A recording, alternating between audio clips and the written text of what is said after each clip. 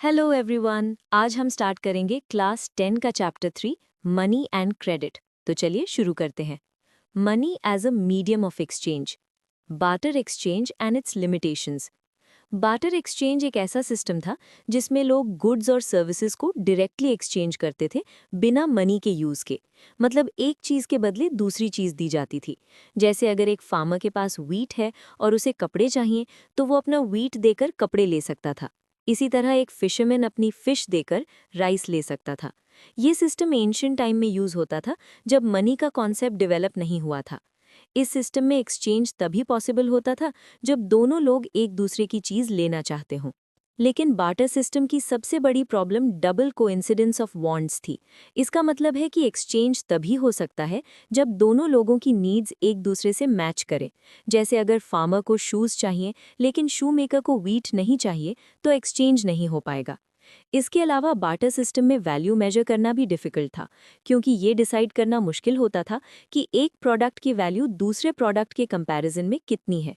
Large transactions करना भी मुश्किल होता था और गुड्स को स्टोर करना भी प्रॉब्लम बन जाता था, क्योंकि कुछ चीज़ें जल्दी खराब हो जाती हैं। इन सब लिमिटेशंस की वजह से बार्टर सिस्टम इनएफिशिएंट था और बाद में इसकी जगह मनी सिस्टम ने ले ली। Modern forms of money. Early ages में जब बार्टर सिस्टम की प्रॉब्लम सामने आई, तब लोगों ने एक्सचेंज को इजी बनाने के लिए मनी की डिफरेंट फॉर्म्स का यूज करना शुरू किया। शुरू में मनी आज जैसे नोट्स और कॉइन्स नहीं था। लोग कुछ ऐसी चीज़ों को मनी की तरह यूज करते थे जिनकी वैल्यू सब लोग एक्सेप्ट करते थे, जैसे कैटल, पशु, ग्रेन्स, सॉल्ट, शेल्स और मेटल्स को एक्सचेंज के मीडियम के रूप में यूज किया जाता था। धीरे धीरे मेटल्स जैसे कॉपर, सिल्वर और गोल्ड का यूज ज़्यादा होने लगा, क्योंकि ये ड्यूरेबल थे, इजीली कैरी किए जा सकते थे और इनकी वैल्यू स्टेबल होती थी। बाद में गवर्नमेंट्स ने मेटल कॉइन्स बनाना शुरू किए, जिसे ऑफिशियल मनी माना जाने लगा। इससे ट्रेड और ट्रांजैक्शंस और इजी हो गए। टाइम के साथ इकोनॉमी डेवलप हुई और पेपर करेंसी यानी नोट्स इंट्रोड्यूस हुई, जो गवर्नमेंट और सेंट्रल बैंक के कंट्रोल में होती है। आज के टाइम में हम कॉइन्स, करेंसी नोट्स और डिजिटल फॉर्म्स ऑफ मनी का यूज़ करते हैं, जिसे कंट्री का सेंट्रल बैंक रेगुलेट करता है, जैसे इंडिया में रिजर्व बैंक ऑफ इंडिया। इस तरह अर्ली एजेस के सिंपल एक्सचेंज से मनी सिस्टम ग्रेजुअली डेवलप होकर मॉडर्न इकोनॉमी का इम्पॉर्टेंट पार्ट बन गया। करेंसी। करेंसी मनी का एक इम्पॉर्टेंट फॉर्म होता है जिसे लोग गुड्स और सर्विसेज खरीदने बेचने के लिए यूज करते हैं। आज के टाइम में करेंसी मेनली कॉइन्स और पेपर नोट्स के फॉर्म में होती है। इंडिया में जो नोट्स और कॉइन्स सर्कुलेट होते हैं उन्हें गवर्नमेंट इशू करती है और उनको रेगुलेट करता है reserve bank of India on behalf of the central government. Her currency note पर लिखा होता है कि गवर्नमेंट उस नोट की वैल्यू को गारंटी करती है, इसीलिए लोग उसे ट्रस्ट के साथ एक्सेप्ट करते हैं। Deposits with banks. आज के टाइम में लोग अपना पैसा घर पर रखने के बजाय बैंक्स में डिपॉजिट करना ज़्यादा सेफ समझते हैं। जब लोग अपना मनी बैंक अकाउंट में रखते हैं तो उसे डिपॉजिट कहा जाता है। बैंक्स लोगों को सेविंग्स अकाउंट, करंट अकाउंट और फिक्स डिपॉजिट जैसे ऑप्शंस देते हैं, जिसमें लोग अपना पैसा रख सकते हैं। इस डिपॉजिटेड मनी पर बैंक्स कुछ इंटरेस्ट भी देते हैं, जिससे लोगों को एक्स्ट्रा इनकम मिलती है। इंडिया में बैंकिंग का सिस्टम और करेंसी को रेगुलेट करता है रिजर्व बैंक ऑफ इंडिया, जो फाइनेंशियल सिस्टम को स्टेबल बनाए रखता है। बैंक्स में डिपॉजिट रखने का एक बड़ा एडवांटेज ये है कि पैसा सेफ रहता है और जब चाहिए तब विड्रॉ किया जा सकता है। लोग चेक, एटीएम, डेबिट कार्ड और ऑनलाइन ट्रांसफर के थ्रू अपने डिपॉजिट्स का यूज करके पेमेंट्स कर सकते हैं। इस तरह बैंक डिपॉजिट्स भी मनी की तरह काम करते हैं, क्योंकि उनसे ट्रांजैक्शंस इजीली हो जाते हैं। इसी वजह से बैंक्स मॉडर्न इकोनॉमी में मनी को मैनेज करने और ट्रांजैक्शंस को इजी बनाने में इम्पॉर्टेंट रोल प्ले करते हैं। Cheque facility. Cheque facility bank के थ्रू पेमेंट करने का एक इम्पॉर्टेंट तरीका होता है।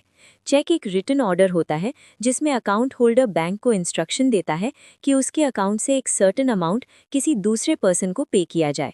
जब कोई पर्सन चेक देता है तो बैंक उसके अकाउंट से पैसा निकालकर उस पर्सन के अकाउंट में ट्रांसफर कर देता है जिसे चेक दिया गया है। इस प्रोसेस में कैश फिजिकली देने की ज़रूरत नहीं पड़ती। चेक फैसिलिटी का यूज़ ज़्यादातर लार्ज पेमेंट्स और सेफ ट्रांजैक्शंस के लिए किया जाता है। इससे लोग बिना कैश कैरी किए पेमेंट्स कर सकते हैं, जो सिक्योर और कन्वीनियंट होता है। चेक सिस्टम बैंक्स के थ्रू ऑपरेट होता है और बैंकिंग सिस्टम को रेगुलेट करता है रिजर्व बैंक ऑफ इंडिया। इसी वजह से चेक मॉडर्न बैंकिंग सिस्टम का एक इम्पॉर्टेंट पार्ट है और डिपॉजिट्स विद बैंक्स को ईजिली यूज़ करने में हेल्प करता है। Loan activities of banks. Banks का एक इम्पॉर्टेंट काम लोन देना भी होता है। जब लोग अपना पैसा बैंक में डिपॉजिट करते हैं तो बैंक उस मनी का एक पार्ट अपने पास रिजर्व रखता है और बाकी पैसा लोन्स के फॉर्म में दूसरे लोगों को दे देता है। इस प्रोसेस को बैंक की लोन एक्टिविटीज कहा जाता है। जो लोग लोन लेते हैं उन्हें बैंक को इंटरेस्ट के साथ पैसा वापस करना होता है। बैंक डिपॉजिटर्स को कम इंटरेस्ट देता है और बोरोवर से ज्यादा इंटरेस्ट लेता है और इसी डिफरेंस से बैंक प्रॉफिट कमाता है। बैंक्स अलग अलग पर्पसेस के लिए लोन्स देते हैं, जैसे फार्मर्स एग्रीकल्चर के लिए, बिजनेसमैन अपना बिजनेस बढ़ाने के लिए और लोग घर, एजुकेशन या व्हीकल्स के लिए लोन लेते हैं। इस तरह बैंक्स इकोनॉमी में इन्वेस्टमेंट और प्रोडक्शन को इंक्रीज करने में हेल्प करते हैं। इंडिया में बैंकिंग सिस्टम को कंट्रोल और रेगुलेट करता है रिजर्व बैंक ऑफ इंडिया, जो इंश्योर करता है कि बैंक सही तरीके से लोन और डिपॉजिट्स का मैनेजमेंट करें। इसलिए बैंक्स की लोन एक्टिविटीज इकोनॉमिक डेवलपमेंट के लिए बहुत इंपॉर्टेंट होती हैं। 2 different credit situations. NCERT chapter में 2 एग्जाम्पल्स दिए गए हैं जो ये दिखाते हैं कि क्रेडिट कभी हेल्पफुल होता है और कभी प्रॉब्लम भी क्रिएट कर सकता है। पहला एग्जाम्पल फेस्टिवल सीजन का है और दूसरा स्वप्ना नाम की वुमन का केस है। Festival season situation. Festival season के टाइम पर लोग ज्यादा गुड्स खरीदते हैं, जैसे क्लोथ्स, स्वीट्स और डेकोरेशंस। इसीलिए शॉपकीपर्स को अपनी शॉप में ज्यादा प्रोडक्ट्स रखने के लिए पैसा चाहिए होता है। अगर शॉपकीपर बैंक से क्रेडिट ले लेता है और उस मनी से एक्स्ट्रा गुड्स खरीद लेता है तो फेस्टिवल के टाइम पर उसकी सेल्स बढ़ जाती हैं और उसे ज्यादा प्रॉफिट मिलता है। बाद में वो बैंक का लोन इंटरेस्ट के साथ इजीली रीपे कर देता है। इस सिचुएशन में क्रेडिट बेनिफिशियल होता है क्योंकि ये इनकम और बिजनेस को बढ़ाता है। लेकिन स्वप्ना की प्रॉब्लम ये थी कि वो एक स्मॉल फार्मर है जो क्रॉप ग्रो करने के लिए मनी बोरो करती है। उसने सीड्स, फर्टिलाइजर्स और पेस्टिसाइड्स खरीदने के लिए लोन लिया, लेकिन उस साल क्रॉप अच्छी नहीं हुई और उसे एक्सपेक्टेड इनकम नहीं मिली। इस वजह से वो अपना लोन और इंटरेस्ट वापस नहीं कर पाई और उसे और फाइनेंशियल प्रॉब्लम्स फेस करनी पड़ी। इस सिचुएशन में क्रेडिट प्रॉब्लमैटिक बन गया क्योंकि इनकम कम होने की वजह से लोन रीपे करना मुश्किल हो गया।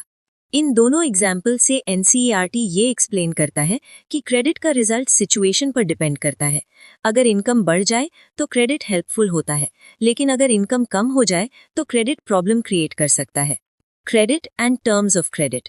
क्रेडिट का मतलब होता है किसी पर्सन या इंस्टीट्यूशन से लोन लेना जिसे बाद में इंटरेस्ट के साथ वापस करना पड़ता है। जब कोई पर्सन लोन लेता है तो उसको फ्यूचर में पैसा रीपे करना होता है।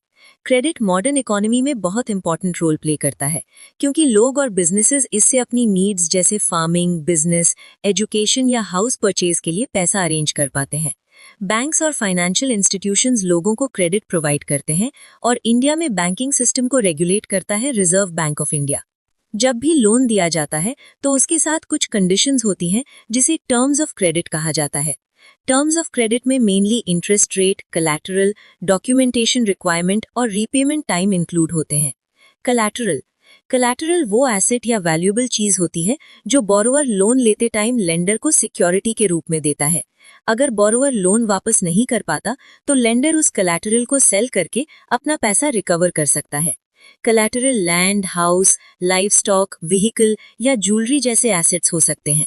इसलिए कलैटरल लेंडर के लिए सेफ्टी प्रोवाइड करता है। इंटरेस्ट रेट वो एक्स्ट्रा अमाउंट होता है जो बोरोवर को लोन के साथ लेंडर को पे करना पड़ता है। ये यूजुअली परसेंटेज में होता है और लोन अमाउंट पर कैलकुलेट किया जाता है। डिफरेंट लेंडर्स अलग अलग इंटरेस्ट रेट्स चार्ज करते हैं। बैंक्स का interest rate usually money lender से कम होता है। इंडिया में बैंकिंग सिस्टम को रेगुलेट करता है रिजर्व बैंक ऑफ इंडिया, जो फाइनेंशियल सिस्टम को स्टेबल बनाए रखता है। Document requirement. लोन लेने के लिए बोरोवर को कुछ डॉक्यूमेंट्स देने पड़ते हैं जिससे लेंडर वेरीफाई कर सके कि बोरोवर लोन रीपे करने की कैपेसिटी रखता है। ये documents identity proof, address proof, income proof, land records या बिजनेस रिलेटेड पेपर्स हो सकते हैं। डॉक्यूमेंट्स लेंडर को बोरोवर की फाइनेंशियल सिचुएशन समझने में हेल्प करते हैं। मोड ऑफ रीपेमेंट का मतलब है लोन को वापस करने का तरीका और टाइम पीरियड। बोरोवर को लोन और इंटरेस्ट को इंस्टॉलमेंट्स में या एक फिक्स टाइम के अंदर रीपे करना पड़ता है। कभी कभी रीपेमेंट मंथली, क्वार्टरली या ईयरली बेसिस पर होता है। इस तरह repayment schedule terms of credit का इंपॉर्टेंट पार्ट होता है। A house loan Megha example. NCERT में मेघा का एग्जाम्पल दिया गया है जिससे समझाया गया है कि बैंक से लोन कैसे लिया जाता है और टर्म्स ऑफ क्रेडिट क्या होती हैं। मेघा एक हाउस खरीदना चाहती है, लेकिन उसके पास पूरा पैसा नहीं है, इसीलिए वो बैंक से हाउस लोन यानी होम लोन लेती है। बैंक मेघा को एक सर्टेन अमाउंट लोन के रूप में देता है ताकि वो घर खरीद सके। बैंक मेघा को लोन देते टाइम कुछ टर्म्स ऑफ क्रेडिट फिक्स करता है।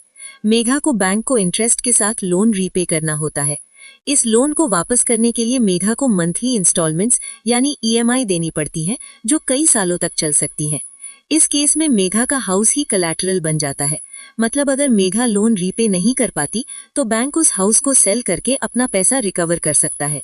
बैंक मेघा से कुछ डॉक्यूमेंट्स भी मांगता है, जैसे इनकम प्रूफ और आइडेंटिटी प्रूफ, ताकि बैंक कंफर्म कर सके कि वो लोन रीपे कर पाएगी।